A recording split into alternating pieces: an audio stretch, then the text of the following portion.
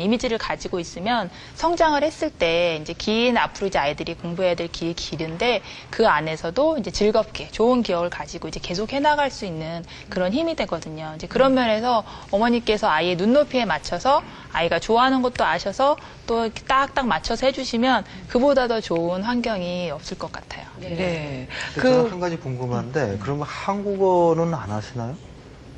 저는 한국어를 더 많이 하는 편이에요. 아, 그러니까 영어도 좀 하시고 한국어를 하시고요. 근데 그러니까는 그거를 이제, 그렇지, 그걸 한국어를 하면은 훨씬 어머님 말씀이 훨씬 더 풍부할 거 아니에요, 우리말 자체가. 네, 그렇죠? 그래서 모국어도 또 중요한 시기니까 저는 이제 한국어를 거의 중심이고요. 이제 게임을 하면서 아이가 이제 오늘 이렇게 I can play 테니스처럼 그런 문장을 그런 말을 해보면서 이제 게임을 하면서 이제 아이가 이제 영어는 좀 재밌고 영어에 대해서 이렇게 다음에 또 어디선가 그 소리를 들었을 때도 좀 익숙할 수 있게 그렇게 하고 있어요. 그래서 영어를 이렇게 막 유창하게는 잘 못하고. 그러니까 뭐 아이와 지내는 시간 동안 뭐 모든 걸 교육이라고 생각하기보다 놀이를 통한 아이들의 이제 관심사를 확대시키는 그런 식으로 아이와 함께하고 계신데요.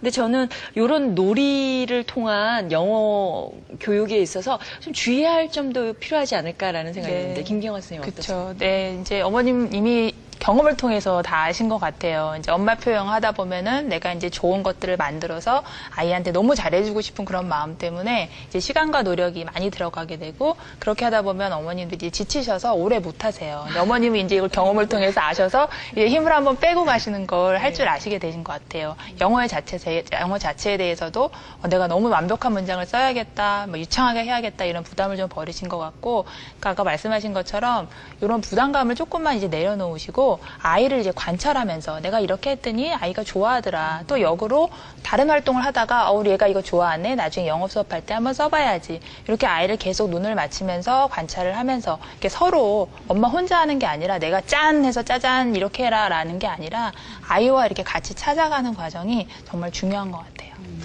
근데 선생님 실제로 집에서 이렇게 그 아이와 그 놀이 영어, 뭐 놀이 국어, 언어를 할 때 보면 아이가 너무 어린 경우는 아예 그 말 자체를 모르잖아요. 맞아요. 예를 들어서 테니스, I can play 테니스 할 때 테니스를 모르거든요. 4살짜리.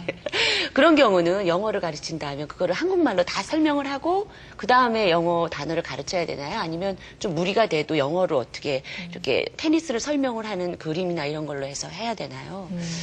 그러니까 애들이 처음에 이렇게 엄마랑 어렸을 때 지금 4살이라고 하셨는데 4살 때는 이렇게 놀이로 막 이렇게 하는 게 막 즐겁고 그 안에서 이제 하나둘 배우는 게 즐거워져요. 근데 이제 좀 시간이 지나다 보면 엄마도 학습에 욕심이 생기게 되면 거기 이제 자꾸 배워야 될 것들을 넣죠. 네. 테니스, 골프 막 이렇게 들어가고 하면 애들이 이제 금방 경험하실 텐데요. 나이가 조금씩 들면서 이게 공부인지를 알아요. 엄마가 놀이라고 하지만 이거 공부다라는 이거 걸 공부구나. 알아서 이거 엄마 딱 내놓으면 이제 싹 돌아서 가는 경우가 이제 생겨요. 네. 그런데 이런 경우가 왜 생기냐면 지금도 어떤 뭐뭐 하나인지 아이템에 대해서 어떻게 하냐고 말씀하셨는데 어머니들이 자꾸 애를 테스트하세요. 이게 뭐야? 내가 알려줬으니까 너 말해봐 라든가 아니면은 이게 뭐지 하고 자꾸 질문식으로 말씀을 하시고 이게 또 왜 이렇게 되냐 보면 어머니들이 영어에 이제 자신감이 없으시다 보니까 질문을 자꾸 던지세요. 내가 일단 이 상황을 모면해야 되는 그런 것 때문에 요즘 이제 시중에 많이 나와 있는 엄마표 영어도 이게 사실은 제 굉장히 우려가 되는 부분인데 거의가 이런 대화식 엄마가 질문하는 식의 말이에요. 근데 엄마가 What do you see? 하고 물어봤어요. 나 이거를 영어로 뭐라고 해야 될지 모르겠는데 엄마 물어보면 어떡할 거예요. 그러니까 근데 이런 대화식이 굉장히 맹점이 많은 게 뭐 많이 나와 있어요. 좋게. 애가 학교를 유치원 갔다 왔어요. 그럼 How was your school today? 엄마 물어봐요. 오늘 재밌었어? 어떡할 거예요? 나는 대답을 할 수가 없는데. 그러니까 이런 상황으로 자꾸 아이를 몰아가다 보면 아이도 아무리 집에서 놀이로 하지만 이제 재미가 없어져요. 그 누구나. 네, 아니, 그러니까 저 새롭게 하는 게 저도 조카들 보면 자 영어로 얘기해. 질문만 하죠. 그렇죠. 그냥 영어로 얘기해. 자꾸 확인하고 싶어요. 너 얼마나 잘하니? 질문이에요. 맞아요. 예. 그래서 이거를 자꾸 질문으로 하지 마시고 보여주셔야 돼요. 어머니께서 같이 뭐 I see a bird, 뭐 I see a bear 이렇게 하면서 엄마랑 같이 이렇게 이렇게 보여주다 보면 아이가 나도 I see 뭐뭐뭐 얘기할 수 있게 됐을 때 그때 What do you see? 하고 물으셔야 아이가 나도 대답을 할 수 있으니까 재미가 있다. 이런 식으로 내가 먼저 보여주는 영어를 하시는 게 어머니가 굉장히 중요하세요. 열심히 공부를 하셔야 되겠군요. 그렇군요. 우리 김희정 어머니께서도 끄떡끄떡 하시면서 그리고 우리 방청객에 계신 어머니들께서도 궁금한 점 많으신 예, 눈이 반짝반짝하고 계신 어머니가 계셔서 예. 네, 마이크 대시고. 네, 용인 수지에서 온 김연아입니다. 김희정 씨께 질문을 하겠는데요.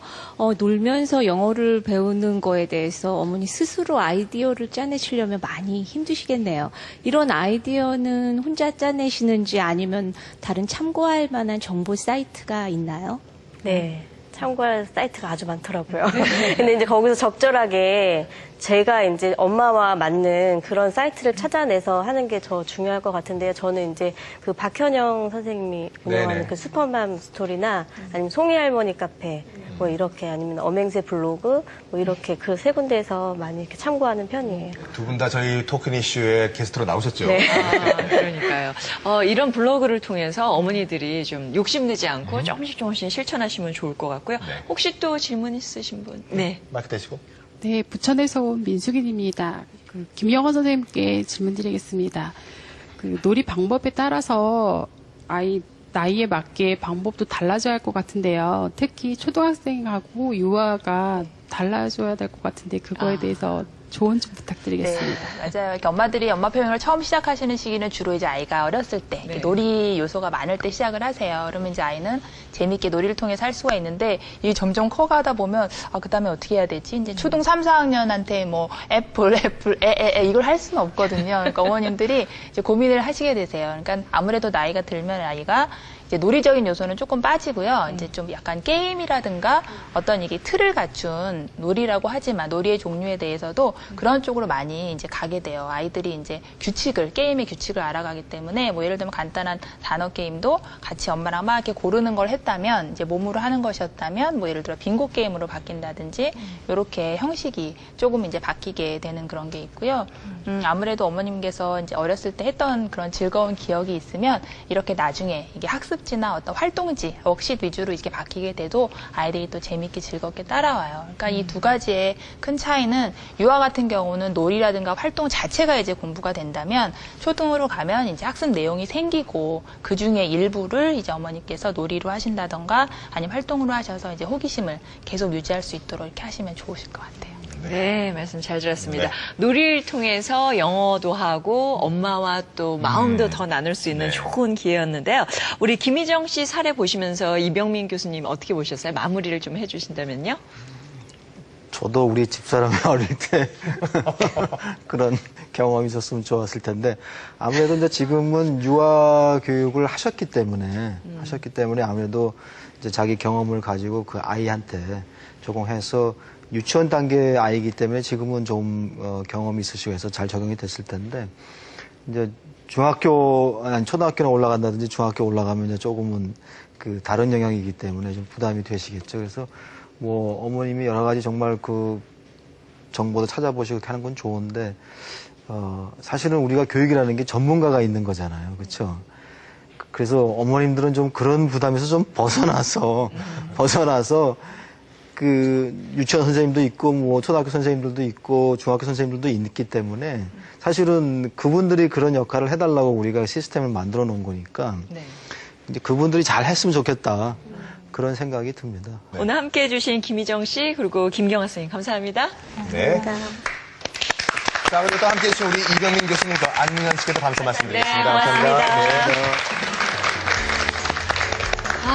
집에 있으니까 더 덥게 느껴지는 그렇죠. 경우가 참 네. 많아요. 그래서 이럴 때 그 아이들과 근처에 있는 도서관에 함께 가보는 것도 좀 좋은 피서법이 아닐까 이런 생각이 좀 드네요. 맞습니다. 저도 한때는 그 도서관에만 살아서 사계절의 변화를 못 느낀 적이 있었는데 도서관 뭐 무료인 도서관도 많고 책도 보고 또 우리 비서도 하고 일석이조가 아닌가 생각해 봅니다. 네, 방학 거의 끝나갑니다. 부모님과 함께하는 시간 도서관이든 뭐 야외에서든 더 많은 시간 갖기 바랍니다. 저희는 다음 주 이 시간에 찾아뵙겠습니다. 안녕히 계십시오. 감사합니다.